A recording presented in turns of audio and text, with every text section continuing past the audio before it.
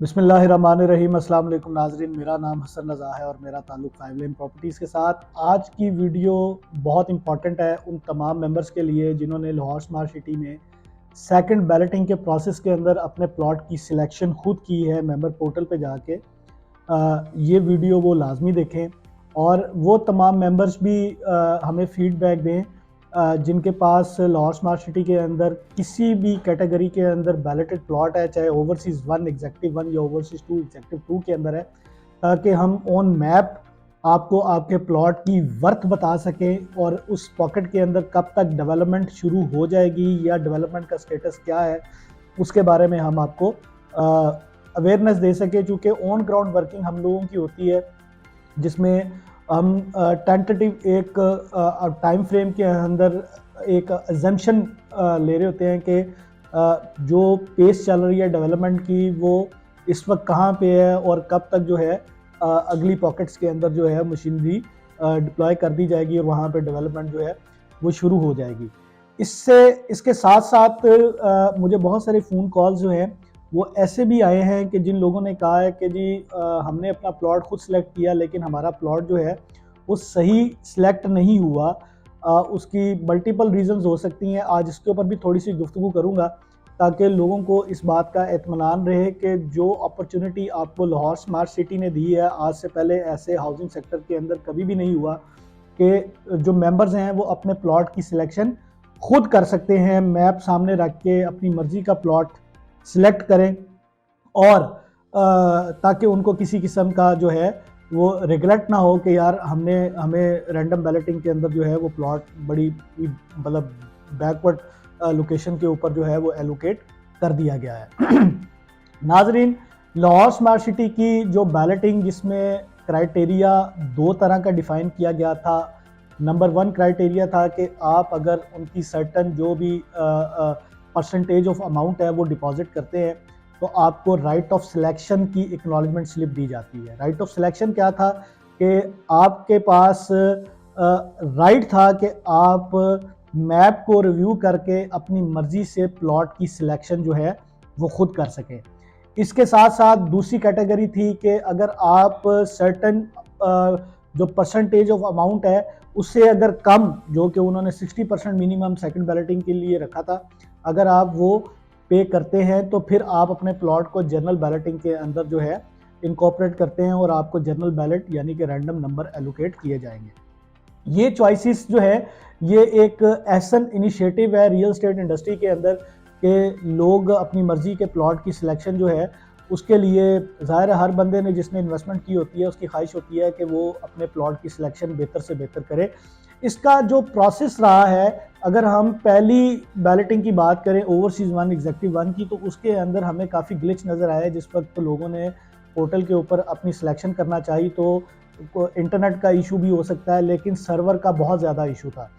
जिसकी वजह से बैलेटिंग को उन्होंने पोस्टपोन भी किया चंद घंटों के लिए, उसके बाद 1-2 दिन के लिए उन्होंने होल्ड भी किया उस प्रोसेस को। लेकिन ये जो सेकंड बैलेटिंग थी इस पे जो स्मार्ट सिटी की मैनेजमेंट थी उन्होंने बहुत अच्छा इसका एक होमवर्क जो है वो प्लान करके रखा और लोगों को इस बात पे भी एतराज़ है कि हमने तो इतनी इतनी पेमेंटें जमा करवाई हैं, हमें फर्स्ट स्लैब के अंदर क्यों नहीं शामिल किया गया। जबकि इस बात के ऊपर भी बड़ी क्लैरिटी थी कि उनका जो पहला नोटिफिकेशन 21 अगस्त को आया 2023 में, उन्होंने उस पर स्लैब्स दे दी थी कि जो लोग अपनी पेमेंट्स को अप टू डेट करेंगे, ख्वाह उन्होंने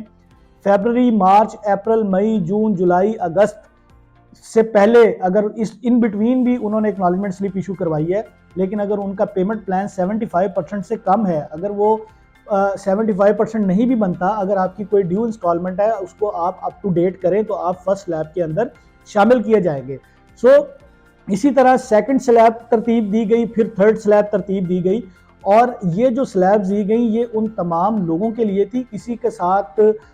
ऐसी मतलब हरगिज़ ज़्यादती नहीं हुई कि जो थर्ड स्लैब वाले थे जिनको याद ही सितंबर में आया कि हमने अपनी पेमेंट अप टू डेट करनी है और एक्नॉलेजमेंट स्लिप हासिल करनी है, तो जो पुराने लोग जो अपने प्लान को अप टू डेट लेके चल रहे थे फिर ज्यादती उनके साथ हो सकती थी। ये बड़ा ऐसा एक इनिशिएटिव था, उन्होंने ये स्लैब्स वाइज जो है उसको प्रायोरिटाइज किया और लोगों को अपनी सिलेक्शन का मौका दिया। लेकिन यहाँ पे एक बात बहुत काबिल गौर है और जो मिस्टेक्स लोगों ने की, जिनका कहना है कि हमने अपने प्लॉट की सिलेक्शन ठीक नहीं की, आपको इस बार, जबकि पहली दफ़ा जब ओवरसीज 1 एग्जेक्टिव 1 का था तो गालिबन एक दिन पहले मैप रिवील किया गया, जबकि ओवरसीज 2 एग्जेक्टिव 2 की दफ़ा आपको 3 से 4 रोज कबल मैप जो है वो रिवील कर दिया गया था, आपके साथ शेयर कर दिया गया था, वेबसाइट पे अपलोड कर दिया गया था। आपके जो स्मार्ट सिटी के डीलर्स हैं, जो सेल्स पार्टनर हैं, जो उन्होंने अपने क्लाइंट्स इन्वेस्टर के साथ उसको टाइमली उनको पहुंचा दिया, शेयर कर दिया। तो गलती यहाँ पे हुई कि आपने अपना होमवर्क जो है बिफोर टाइम नहीं किया, क्योंकि जिस वक्त पोर्टल के ऊपर आप सिलेक्शन के लिए एक्टिव होते हैं और जिस वक्त आप बार एक्टिव करते हैं, जब आप अपनी लेन, स्ट्रीट, सेक्टर्स वगैरह सिलेक्ट करते हैं, तो उसमें लेफ्ट साइड पे सीरियल नंबर की तरह आपके पास प्लॉट वहां पे अपीयर होते हैं। सो अगर आपका होमवर्क कंप्लीट होता तो आपको एग्जैक्टली पता होना था कि आपने कौन सी स्ट्रीट का कौन सा प्लॉट नंबर सबसे पहले पिक एंड चूज करना है। जाहिर है जिस वक्त पोर्टल एक्टिव हुआ तो उस वक्त कमो पेश आप समझ लें 4 से 5 हज़ार बंदा जो है वो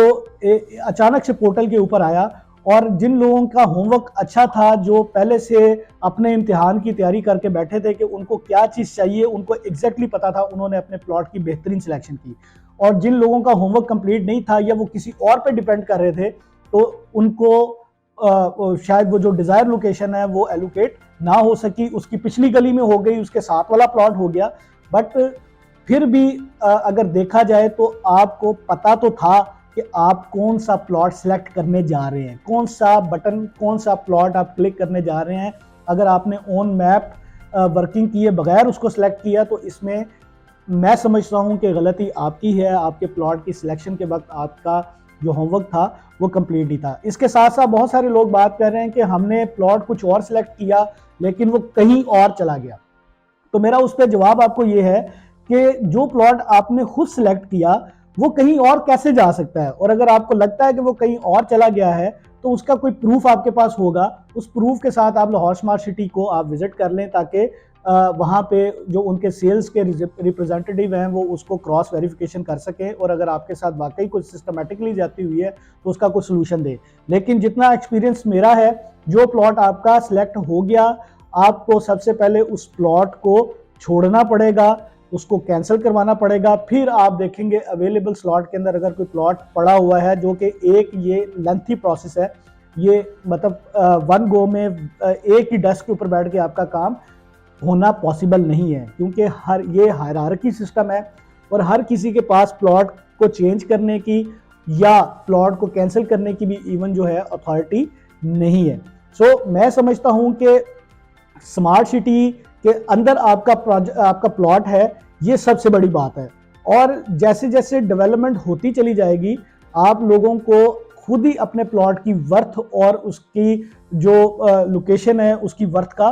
पता लगना शुरू हो जाएगा। और जहां तक बात है, जो दोस्त अहबाब अक्सर कमेंट के अंदर बात डेवलपमेंट की भी कर देते हैं कि कहां तक डेवलपमेंट पहुंची है, उनको मेरा मशवरा ये है कि अगर आपको लाहौर स्मार्ट सिटी की डेवलपमेंट पे कोई शक है या हमारी बात पर कोई शक है, तो आप हमारे साथ मीटिंग प्लान कर लें। हम आपको ऑन ग्राउंड विजिट के लिए ले जाते हैं, और ताकि आप अपनी आंखों से खुद विटनेस कर सकें कि लाहौर स्मार्ट सिटी की जो डेवलपमेंट है वो कहाँ तक हुई है। क्योंकि हमारा जो कोर ऑब्जेक्टिव होता है, कंटेंट जो हम ये जनरेट करते हैं, ये आप लोगों की सहूलत के लिए किया जाता है, ताकि आप लोगों को बगैर किसी हैसल के इंफॉर्मेशन आप तक पहुंच सके कि इस वक्त जहां पे आपने इन्वेस्टमेंट कर रखी है वहां पे डेवलपमेंट की सूरत-ए-हाल क्या है। किसी किस्म की इंफॉर्मेशन के लिए स्क्रीन पे मेरे टीम के नंबर दर्ज हैं, आप हमारे साथ रब्ता कर सकते हैं। याद रहे कि अपने प्लॉट की असेसमेंट, लोकेशन की इवैल्यूएशन के लिए आप हमसे ज़रूर रब्ता कीजिए। मेरा नाम हसन रज़ा है और मेरा ताल्लुक़ 5 लेन प्रॉपर्टीज़ के साथ।